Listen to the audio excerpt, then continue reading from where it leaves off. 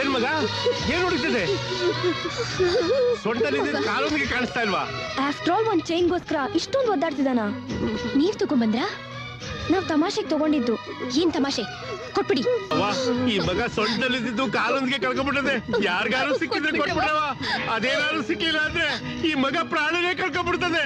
ಆಕ್ಸಲ ಮಾಡ್ಬೇಡಿ ನಿಮ್ ತಮ್ಮಯ್ಯ.